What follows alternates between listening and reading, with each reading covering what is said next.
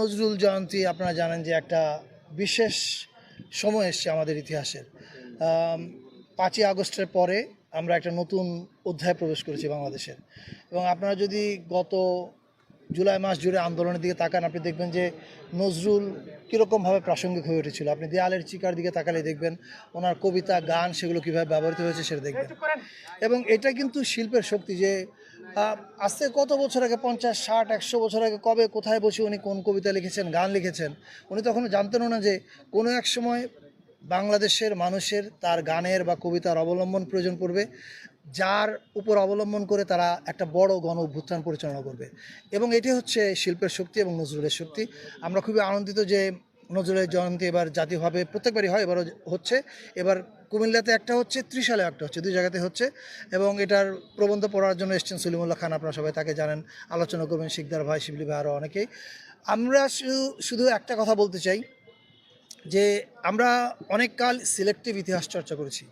Selective ইতিহাস মানে হচ্ছে ধরেন ইতিহাসের একটা পর্যায় পর্যন্ত আলোচনা করেছি, এর আগে করিনি। এটা আমার মনে হয় দূর করা উচিত। এটা দূর করলে নজরুল এবং নজরুলের প্রাসঙ্গিকতা মনে হয় এই বাংলাদেশের বা ভারতবর্ষের রাজনীতির ক্ষেত্রে অনেক প্রাসঙ্গিক হয়ে উঠবে। এটুকু আপাতত। নজরুলকে বিস্ময় করার জন্য আপনারা কি করবেন, যেটা নজরুলের সাহিত্যকে সারা বিশ্বে ছড়িয়ে দেয়? এইটার কিছু উদ্যোগ নিয়েছি ইতিমধ্যে, নজরুল ইনস্টিটিউট, অনুবাদের কাজ। কিন্তু আমি মনে করি যে নজরুলের ক্যারেক্টার মানে এত বর্ণাঢ্য একটা চরিত্র, এই চরিত্রকে যদি নির্মোহভাবে কেউ সিনেমায় তুলে ধরে, এটা পৃথিবীর যে কোনো মানুষের কাছে একটা খুবই, মানে শুধু যে ওনার লাইফের, ওনার ফিলোসফি এগুলো জানতে পারবে তা না, as a character also itself খুবই আকর্ষণীয়। ফলে নজরুল ইনস্টিটিউট আপাতত অনুবাদের কাজ করছে, কিন্তু আমি নিশ্চিত নজরুল ইনস্টিটিউট এক সময় আনবায়াসড বায়োপিক করার চেষ্টা করবে। আনবায়াসড মানে কোনো রকম মানে সরকারি প্রোপাগান্ডা ছবির মতো না, একটা সত্যিকারের ছবি যেটা মানুষ দেখতে যাবে সেটা করতে পারবে, এবং তখনই আমরা মানুষের কাছে নিয়ে যেতে পারবো বাইরে। সে ধরনের উদ্যোগ কি নেওয়া হচ্ছে? অনুবাদের কাজ শুরু হয়েছে, সিনেমার কাজটাও নিশ্চয়ই হবে।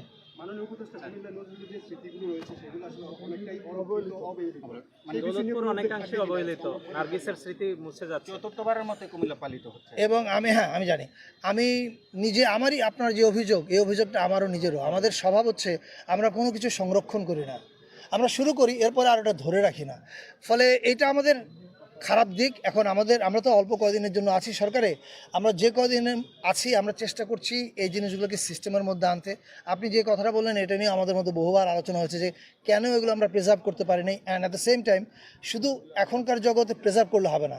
প্রিজার্ভ করে ধরেন আপনি একটা সুন্দর একটা সাইট আছে, সেটা ঐতিহাসিক সাইট হয়ে উঠেছে, এখন ওটা আপনি শুধু প্রিজার্ভ করলেন তাহলে কাজ হবে না। ওখানে ওটার অ্যারাউন্ডে আপনাকে ইভেন্ট তৈরি করতে হবে, সেটা musical event, audio visual event. তার মাধ্যমে কি হয় যে জনগণের সঙ্গে ওটা একটা ইন্টারাকশান তৈরি হয়। সারা দুনিয়াতে আপনি যত আর্কোলজিক্যাল সাইট বলেন, হিস্ট্রিক্যাল সাইট বলেন, দেখবেন যে এটা এভাবে ওরা এটাকে পাবলিক এঙ্গেজমেন্টে রাখে। আমরা সেটা করিনি, কিন্তু আমরা কিছু কিছু শুরু করছি। হয়তো পরবর্তীতে যারা আসবেন তারা এটাকে কন্টিনিউ করবেন। এবং আপনি যে অভিযোগটা করেছেন যে নজরুলের অনেক স্মৃতির জায়গা, আমি নিজেই শ্যুট করেছি অনেক জায়গায়, দারোগা বাড়িতে, এগুলার আমি দেখি না কোথাও সংরক্ষণ করা হচ্ছে। কিন্তু আমি আশা করি আমরা শুরু করলাম, অন্যরা সেটা কন্টিনিউ করবে ফর শিওর। Thank you.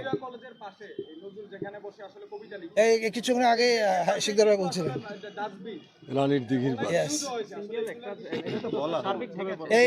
এটাই বললাম যে অনেকগুলো জায়গা এখনো বিশৃঙ্খল আছে, আমরা এখনো সেটাকে শৃঙ্খলার মধ্যে আনতে পারিনি। তবে আসার কথা হচ্ছে যে আমাদের ক্যান্সারটা কোথায় এটা আমরা বলছি, এটা আমরা ডিটেক্ট করতে পেরেছি। এখন আমরা আস্তে আস্তে সমাধান শুরু করছি, পরে যারা আসবে, যারা লম্বা সময় থাকবে, আই এম শিওর তারা এটা কন্টিনিউ করবে। Thank you.